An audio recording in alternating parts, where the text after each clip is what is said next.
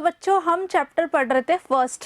क्या नाम था उस चैप्टर का? चैप्टर का नाम था हु डिड पैट्रिक्स होमवर्क। और ये जो आपकी स्टोरी है ये किसने लिखी है? कैरोल मूर ने। तो बच्चों हमने पढ़ा था कि जो पैट्रिक बच्चा है उसको स्कूल का होमवर्क क्या लगता है? बहुत ही बोरिंग लगता है। एक दिन क्या होता है, उसके पास एक प्यारी सी बिल्ली रहती है, कैट रहती है, उसके हाथ में वो एक छोटी सी डॉल देखता है। तो उसको क्या लगता है कि ये एक छोटी सी गुड़िया या एक डॉल है, लेकिन एक्चुअल में जब वो अपने बिल्ली के हाथ से वो डॉल छीन लेता है तो वो डॉल नहीं रहती, वो गुड़िया नहीं रहती, जबकि क्या रहता है? एक छोटी साइज का बिल्कुल आदमी रहता है, यानी टाइनियस्ट साइज का एक मैन उसको मिलता है। फिर वो आदमी उसको कहता है, पैट्रिक को क्या कहता है कि save me, don't give me back to the cat, यानी मुझे बचाओ, मुझे वापस इस बिल्ली को मत लौटाना। तो पैट्रिक क्या कंडीशन रखता है? पैट्रिक कहता है मैं आपको एक ही शर्त पे बचाऊंगा, अगर आप मेरा होमवर्क कर देंगे। तो आज के भाग में हम जानेंगे बच्चों कि क्या जो एल्फ है यानी वो बौना प्राणी है वो पैट्रिक का होमवर्क करने में सफल हो पाते हैं या नहीं। तो जानते हैं पैट्रिक और एल्फ के बारे में। And true to his word that little elf began to do Patrick's homework. जैसा कि उन्होंने कहा था, किसने? वो छोटे साइज के आदमी ने क्या कहा था उसको कि मैं आपका होमवर्क यानी तुम्हारा होमवर्क मैं कर दूंगा। और वो अब पैट्रिक का होमवर्क करना शुरू कर देता है। Except there was one glitch यानी कोई मैकेनिकल प्रॉब्लम हो जाना। तो वो क्या करता है? हर बार कोई ना कोई प्रॉब्लम क्रिएट कर देता है। The elf didn't always know what to do and he needed help. और हर बार उसको नहीं पता होता था एल्फ को कि किस तरीके से पैट्रिक का होमवर्क करना है और ये क्या करना है। तो उसको हर बार पैट्रिक की हेल्प लेनी पड़ती थी। नीडेड यानी आवश्यकता और हेल्प होता है सहायता लेना। तो हर बार वो पैट्रिक को क्या कहता है कि प्लीज़ हेल्प मी यानी मेरी मदद करो। हेल्प मी क्या कहता है वो? कि मेरी मदद करो, मेरी मदद करो। कौन कह रहा है? छोटा सा जो बौना प्राणी था ना वो। And Patrick would have to help in whatever way. और पैट्रिक को किसी भी तरीके से उस छोटे से आदमी की मदद करनी पड़ती थी। क्यों? क्योंकि होमवर्क किसका कर रहा था? वो पैट्रिक का ही तो होमवर्क कर रहा था, तो इसलिए उसको उसकी मदद करनी पड़ती थी। I don't know this word the elf squeet while reading Patrick's homework. क्या कहता है वो छोटा जो बौना प्राणी था, वो क्या कहता था? मैं इस शब्द के बारे में नहीं जानता। नो यानी जानना। और वो स्क्वीट यानी वो जोर से चिल्लाता जब पैट्रिक का होमवर्क पढ़ता। तो मैं नहीं जानता इस शब्द के बारे में। गेट मी डिक्शनरी, मेरे लिए क्या लेके आओ? एक डिक्शनरी लेके आओ।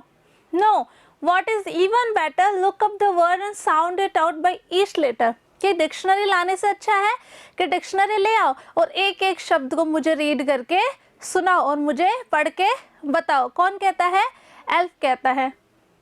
When it came to maths, Patrick was out of luck. अब बच्चों जब मैथ्स की बारी आई तो आपको पता मैथ्स से जो आपका गणित सब्जेक्ट उससे मोस्ट ऑफ बच्चों को क्या लगता है? डर सा लगता है कि हम कर पाएंगे या नहीं कर पाए।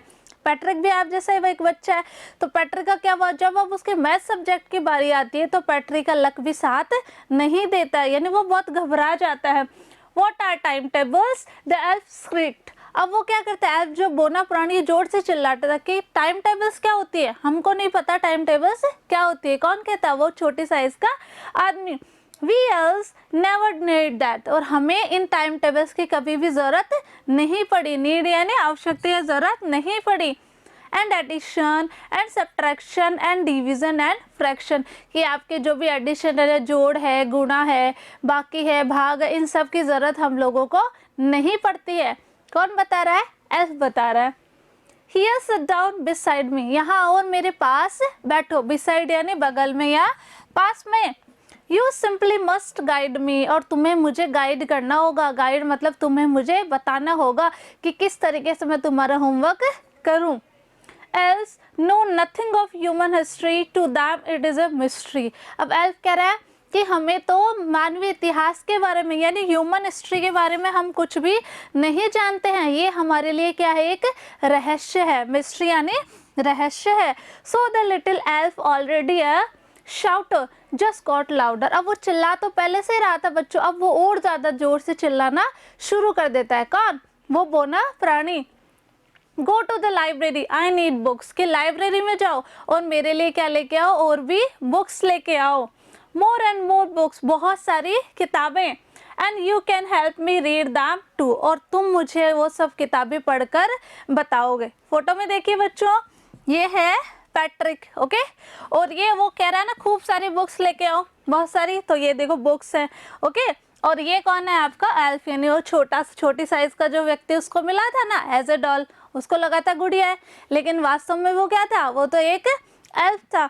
तो ये उसको बता रहा है कि तुम मुझे रीड करके बताओ, तुम मेरी हेल्प करोगे तभी मैं तुम्हारी हेल्प कर पाऊंगा। और यहाँ जो पैट्रिक है, मैथ्स की बारी आ गई है तो वो बहुत परेशान सा दिख रहा है। तो इस तरीके से इसने किया। अब आगे देखेंगे बच्चों हम कि क्या एल्फ जो है वो पैट्रिक का होमवर्क करने में सफल हो पाता है या नहीं, ये जानने के लिए मिलेंगे पार्ट नंबर 3 में। इसके अलावा आज के आपके ग्रामर सेक्शन के ऑपोजिट्स देख लेते हैं बच्चों। फर्स्ट है कर्स्ट, कर्स्ट होता है श्राप देना, ठीक है। ब्लेस्ड यानी आशीर्वाद हो गया उसका आंसर। सेकेंड है सिट यानी बैठना, आंसर क्या हो जाएगा स्टैंड यानी खड़े होना। थर्ड है डाउन यानी नीचे, और अपोजिट क्या हो जाएगा उसका अप यानी ऊपर। फोर्थ है बच्चों रीड यानी पढ़ना, और इसका आंसर क्या हो जाएगा राइट यानी लिखना।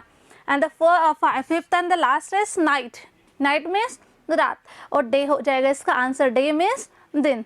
तो इस तरीके से आपको ये सारे अपनी कॉपी में कर लेने हैं और इनको लर्न भी करना है, ठीक है।